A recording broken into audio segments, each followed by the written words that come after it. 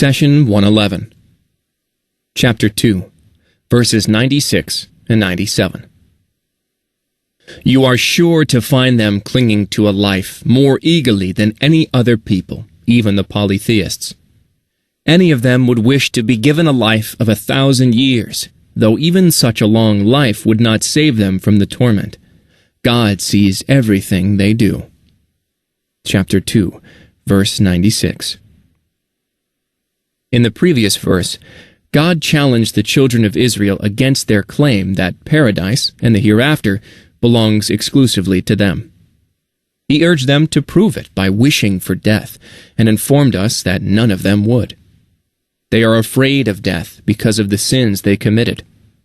This verse completes the picture, showing the greed they have for this worldly life, greed that surpasses that of the non-believers.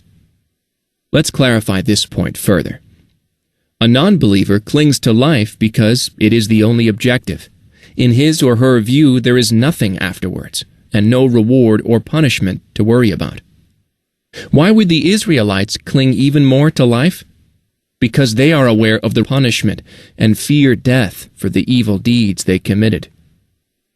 Take note that God used the indefinite phrase, clinging to a life, rather than a specific expression such as the life or a good life, indicating their greed is for life under any circumstances, even in humiliations and poverty. The verse continues, any of them would wish to be given a life of 1,000 years. If you have committed a grave sin, you would be scared about the punishment you may face after death. Thus, you would wish for long life. Suppose, however, that you lived for 1,000 years or more without repenting or avoiding sin. Would that avert you punishment? Never. Long life does not alter the ending. Life, after all, is not in my hand or yours. It is in the hands of Allah. He is the one who grants life, and He is the one who takes it away. God says, think.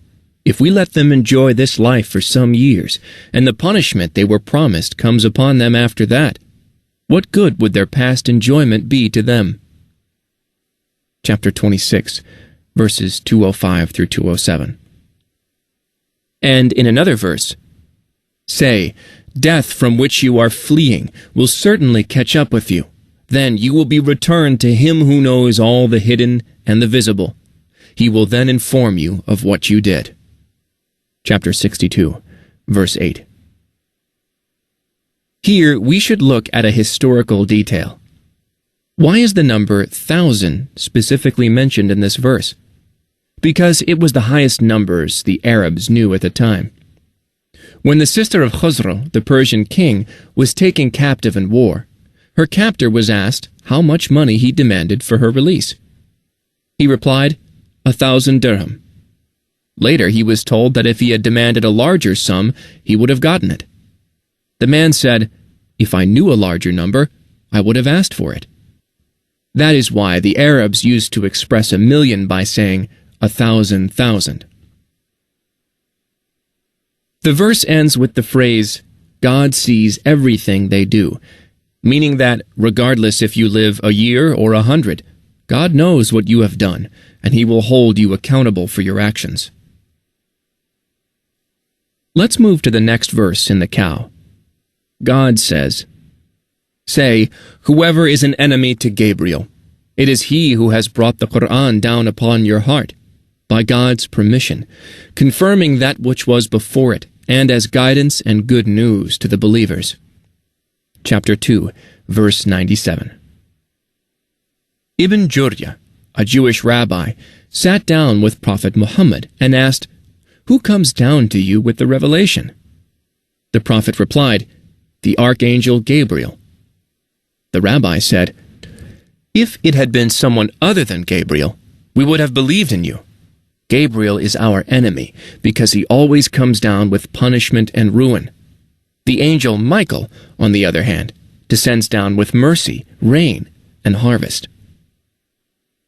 In this verse, Allah is informing us about another sin the Israelites faced the Prophet with. They hated the angels, and showed special enmity towards one of the closest angels to God, Gabriel, who comes down with God's revelations. There was also another historical reason behind the Israelites' claim of hatred towards Gabriel. During the time of the Babylonians, the Jews had a prophecy that Nebuchadnezzar, a Babylonian king, would destroy the sacred temple in Jerusalem. Thus, they sent a man to kill him. On his way to the king, this Jewish man met a child. The child asked, "Where are you heading?"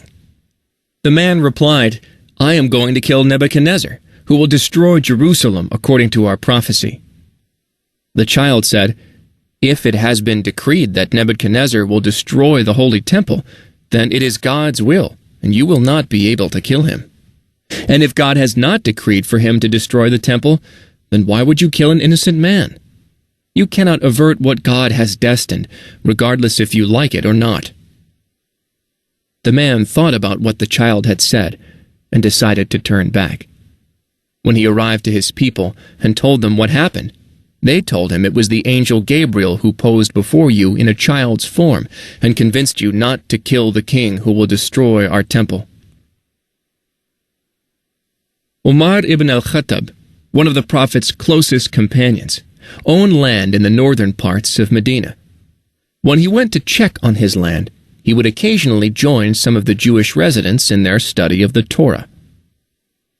We said to him once, "We like you, Umar, and would love you to be one of us." Umar replied, "I do not sit with you because I want to join your faith. Rather, it strengthens my faith when I find your study in perfect conformity with what my beloved Prophet Muhammad had said." They asked, "Who informs Muhammad of our book and secrets?" Umar replied, "The Archangel Gabriel comes to him with the revelations from the heavens." They said, "Gabriel is our enemy."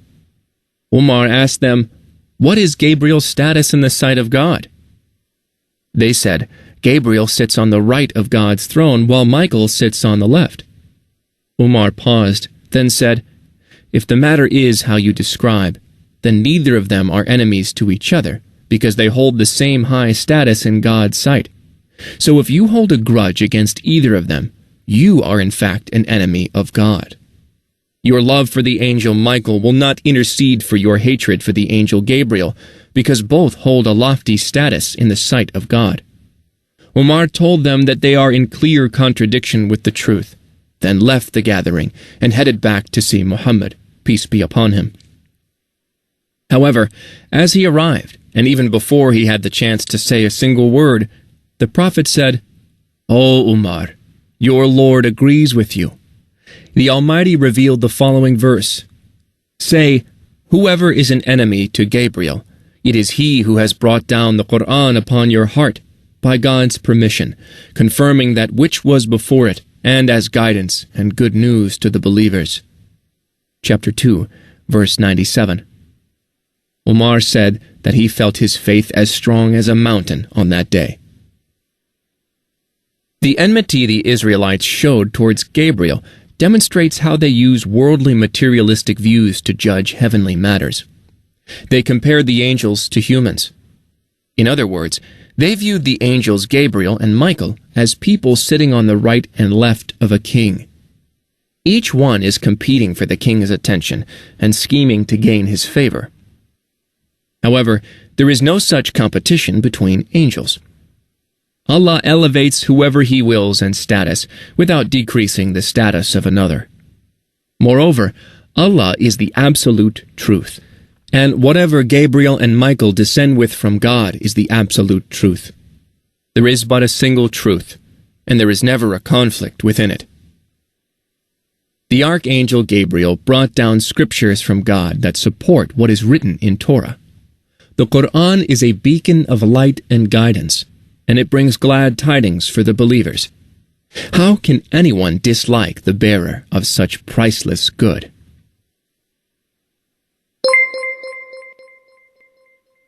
The Prophet, peace be upon him, said, "Convey my teachings to the people, even if it is only a single verse."